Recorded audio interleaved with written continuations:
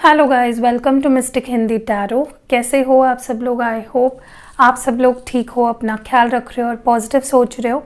सो आज हमें candle wax reading करने वाले हैं और इस रीडिंग में हम ये देखने की कोशिश करेंगे कि आखिर आपके पर्सन आपसे चाहते क्या है, उनकी आपसे उम्मीदें क्या है, क्यों आप दोनों के बीच में प्रॉब्लम्स आ रहे हैं और वो क्या करंटली आपके बारे में फील कर पा रहे हैं। ये सारी चीज़ें हम इस रीडिंग में देखने की कोशिश करेंगे। ये वीडियो मुझे लगा इसलिए ज़रूरी है क्योंकि कई बार क्या होता है कि हम सिर्फ सामने वाले की गलतियाँ, सामने वाले ने ये करना चाहिए, सामने वाले ने वो करना चाहिए, या जो हम उनसे एक्सपेक्ट करते हैं हम उस पर फोकस करते हैं। लेकिन कभी बहुत कम लोग ऐसे होते हैं जो ये सोचते हैं कि आखिर मेरा पर्सन मुझसे क्या एक्सपेक्ट करता है या वो मुझसे आखिर चाहता क्या है। सो इसीलिए मैं ये रीडिंग कर रही हूँ। आई डोंट नो कितनों को ये रीडिंग पसंद आएगी या टॉपिक पसंद आएगा, लेकिन मुझे दिल से ये फील हो रहा था कि मैं ये रीडिंग करूँ। So let's start the reading. Focus करिए अपना पार्टनर पे, अपने पार्टनर पे, सॉरी अपना पार्टनर नहीं। तो मैंने यहाँ पे लाइट कर लिया है कैंडल को, लेकिन वो बुझ गया है तो मैं दूसरा कैंडल लूँगी क्योंकि ये कैंडल मुझे ज़रा अजीब सा लग रहा है। ओके, ये बेटर है। तो कैंडल मैंने दूसरा ले लिया है और इसको अब लाइट कर देते हैं। अरे यार, सब कैंडल्स क्यों बुझ रहे हैं इस तरह से। Let's try this one.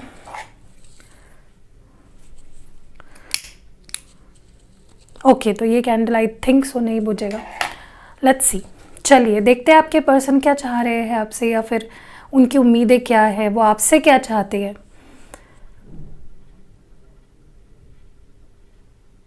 इसके पहले मैंने एक बहुत अच्छा वीडियो डाला है दूसरे चैनल पे, नेक्स्ट एक्शन कौन लेगा और क्या लेगा, और एडवाइस भी दी है मैंने उसमें। तो प्लीज़ जाके आप उस वीडियो को ज़रूर देखिएगा।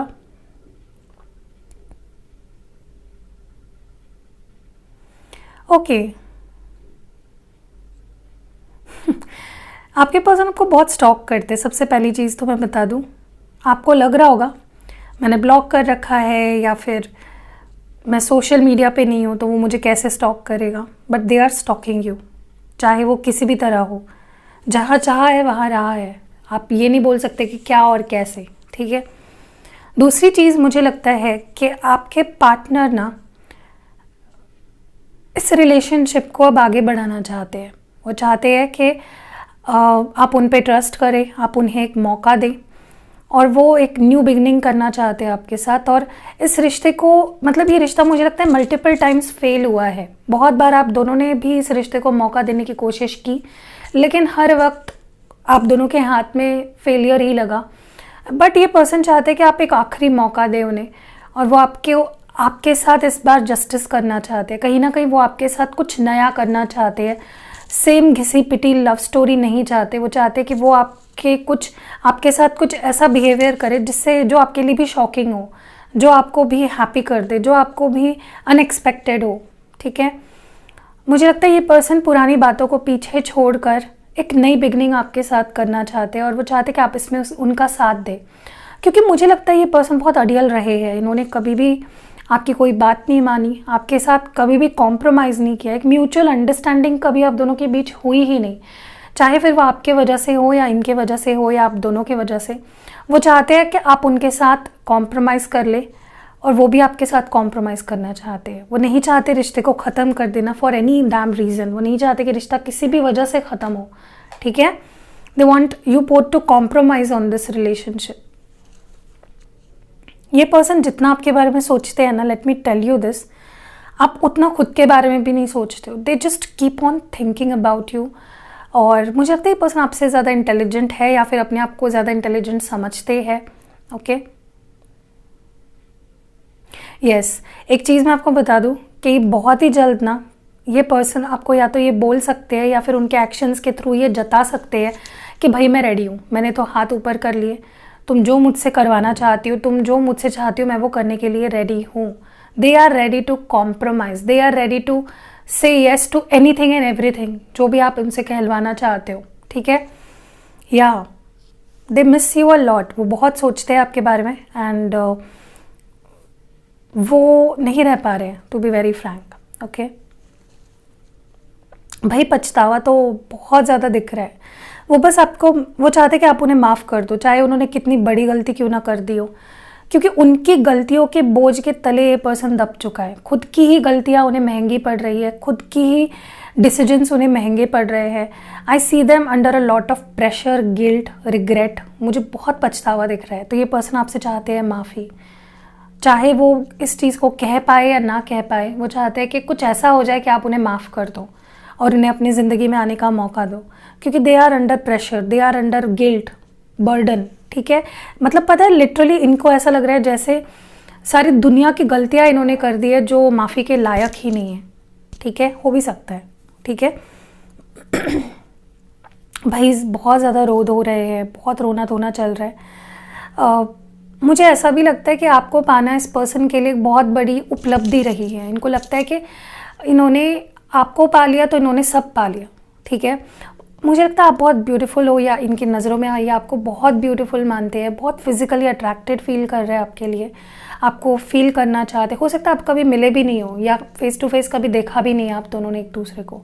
तो ये पर्सन क्रेव कर रहे हैं लिटरली, जैसे भूख लगती है ना हमें किसी चीज़ खाने की, या एक ठंडे पानी पीने की, गर्मी धूप से आते वक्त आने के बाद जो एक होता है ना कि मुझे ठंडा ठंडा पानी दो यार, उस तरह की क्रेविंग, उस तरह का हंगर, उस तरह का थर्स्ट उनके अंदर है आपको लेकर, फील करना चाहते हैं। मैं ये नहीं बोल रही हूँ कि वो लस्टी फीलिंग्स है, कोई हो भी सकती है, लेकिन ज़्यादातर इनके पता है क्या इच्छा है।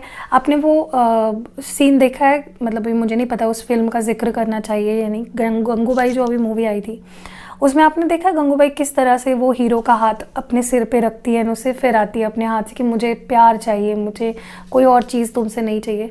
एग्जैक्टली वो फीलिंग है उन्हें चाहिए। आपके लैप पे सोना चाहते हैं, आपके कंधे पे सिर रखना चाहते हैं, आप वो चाहते हैं कि आप उनके सिर पे हाथ फिराओ, वो आपको टच करे, वो आपको प्यार दे। So that is the craving that they have for you. मुझे लगता है ये पर्सन सिगरेट पीते हैं क्या, आई डोंट नो, बट अगर ये सिगरेट पीते हैं ना, तो अगर आप दोनों बात नहीं कर रहे हो, ये पर्सन का सिगरेट पीना बढ़ गया है। रोते हैं सिगरेट पीते हैं, स्ट्रेस में आते हैं सिगरेट पीते हैं। Okay, I see them in lot of stress and anxiety. मुझे कहीं ना कहीं लगता है कि ये पर्सन भले ही अपने फीलिंग्स को जाहिर ना करते हो, ये पर्सन भले ही ऊपर से ना दिखाते हो, कभी भी अपने फीलिंग्स का जिक्र ना करते हो, लेकिन आप उनके लाइफ का एक मिसिंग पीस हो। जैसे एक पज़ल होता है, आपने कभी पज़ल सॉल्व किया है, उसमें एक कोई पीस अगर ना हो ना, वो पज़ल अधूरा रह जाता है। तो उनके लाइफ का मिसिंग पज़ल पीस हो आप। ओके, उन्हें लगता है आप मिल गए तो सब कुछ ख़त्म है, मतलब सब कुछ मिल गया उन्हें, उनकी लाइफ पूरी हो गई। और जैसे ही आप उनकी लाइफ से चले जाते हो, दे फील वेरी इनकम्प्लीट और लॉस्ट फील करते हैं। तो वो चाहते हैं कि उनके लाइफ का ये पज़ल कंप्लीट हो।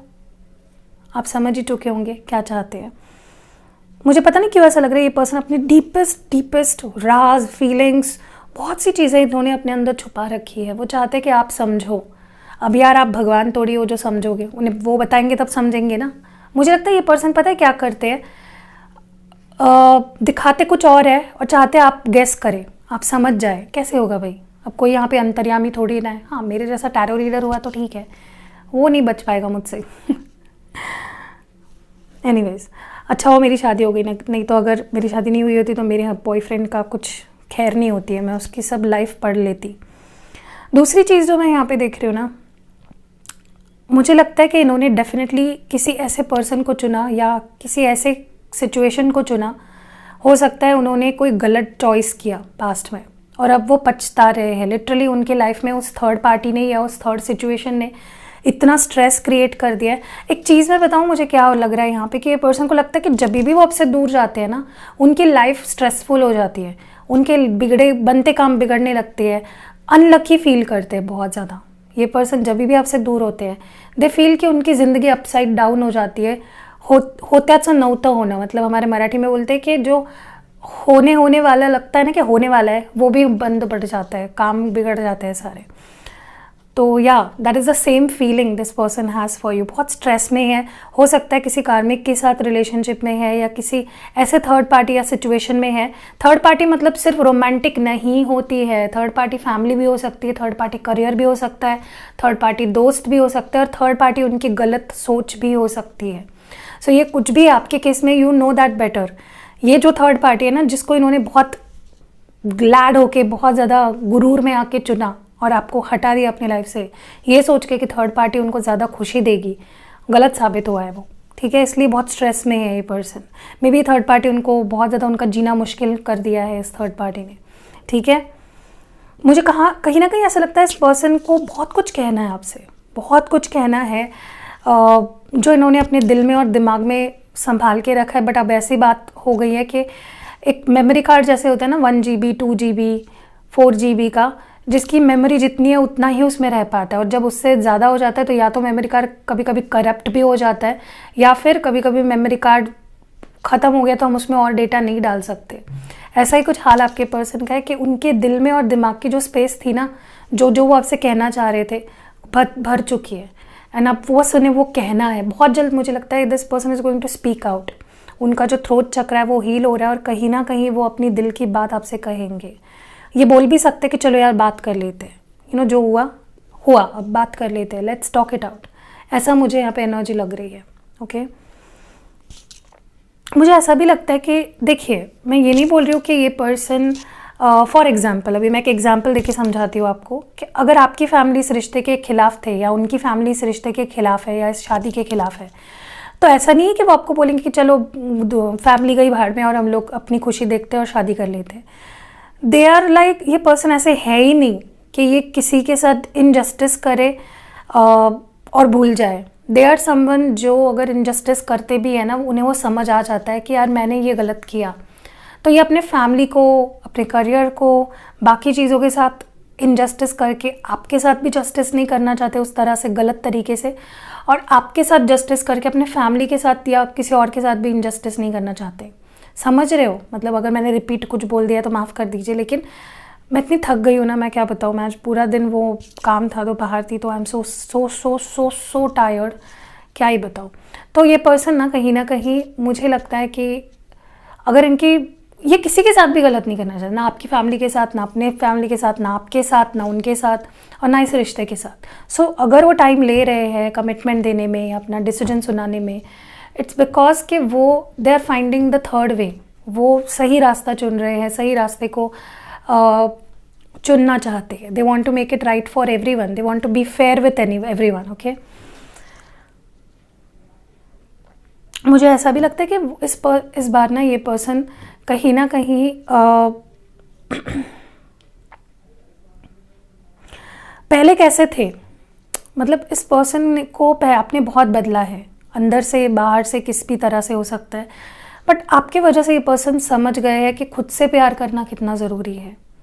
मे बी आपने इनको सेल्फ लव सिखाया हो, मे बी आपने इनको जीने का तरीका सिखाया हो, मे बी आपने करियर के लिए इनको फोकस किया हो, ट्रिगर किया हो, बट आपने इनकी लाइफ में सिर्फ अच्छाई लाई है, सिर्फ बदलाव लाए हैं। एंड ये पर्सन ना आज मुझे लगता है कि करंट जो एनर्जी देख रही हूँ ना, ऐसी है कि वो कंपैरिजन कर रहे हैं कि पहले वो कैसे थे, पहले वो कैसे थे और अब आपके वजह से वो कैसे हो गए हैं, पहले के दिन कैसे थे और अभी कैसा हो गया है situation. A lot of comparison is going on, a lot of contemplation is going on in this person, ठीक है, इनके दिलो दिमाग में।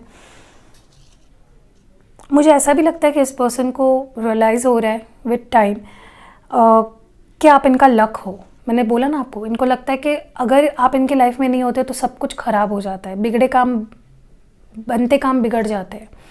तो आपको ये अपना अबंडेंस मानते हैं, आपको ये अपना लकी चार्म मानते हैं, तो ये आपसे चाहते हैं कि उन्हें वो लौटा दो आप, ओके। वो आपसे माफ़ी मांगना चाहते हैं क्योंकि उन्होंने आपको फॉर ग्रांटेड लिया, आपकी अहमियत नहीं समझी, ओके। वक्त रहते उन्होंने अपने आप को संभाला नहीं। They are very much sorry for that, okay. Definitely इन्होंने आपको कई ऐसे बार हुआ होगा कि इन्होंने आपको फॉर ग्रांटेड लिया, इन्होंने आपको बहुत डिसअपॉइंट किया, ओके।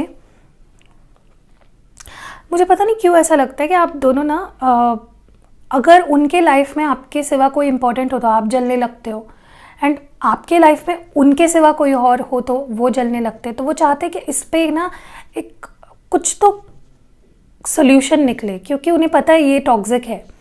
देखिए, अगर आप किसी से प्यार करते हो ना, इसका मतलब ये नहीं है कि आप उनको ओन कर रहे हो, वो आपकी प्रॉपर्टी नहीं बन जाते, okay. Love doesn't hold you back, love frees you. प्यार आपको कभी भी फ्री कर देता है। तो वो उसी बारे में सोच रहे हैं कि जिसमें भी ये जेलसी का प्रॉब्लम है, चाहे उनमें हो या आप में हो, उसे कैसे ठीक किया जा सकता है म्यूचुअली, ठीक है। सो यहाँ पे कुछ ज़्यादा अल्फ़ाबेट्स वगैरह मुझे तो दिख ही नहीं रहे हैं, तो मैं उस बारे में नहीं बताऊंगी। अगर आपको ये रीडिंग रेजोनेट हुई है आपके सिचुएशन से, रेजोनेट का मतलब होता है मैच करना। अभी भी काफ़ी लोगों को रेजोनेट का मीनिंग ही नहीं पता है। आपके सिचुएशन से कुछ चीज़ अगर मैच कर रही है तो ये रीडिंग समझ लीजिए आपके लिए गाइडेंस है, आपके लिए एडवाइस के तौर पर है। तो टेक गुड थिंग्स, बाकी चीज़ों को भूल जाइए। हर चीज़ को आप पर्सनली मत लीजिए, क्योंकि ये जनरल रीडिंग है, आपकी पर्सनल रीडिंग नहीं है। वीडियो अगर आपके दिल को छू गया है ना, तो एक प्यारा सा लाइक ज़रूर चिपका देना। एंड क्रिस्टल्स के लिए या पर्सनल रीडिंग के लिए आप इंस्टाग्राम पे जाके मुझे फॉलो करिएगा, वहाँ पे बायो चेक करते रहिएगा। अगर ऑन है तो मैं वहाँ पे अपडेट नंबर कर देती हूँ, अगर ऑफ़ है बुकिंग्स तो मैं वहाँ पे क्लोज़ करके डाल देती हूँ। बाकी आपको कहीं पे भी मेरा नंबर नहीं मिलेगा। सो सी यू नेक्स्ट वीडियो। अपना ख्याल रखिएगा, stay safe, love you guys.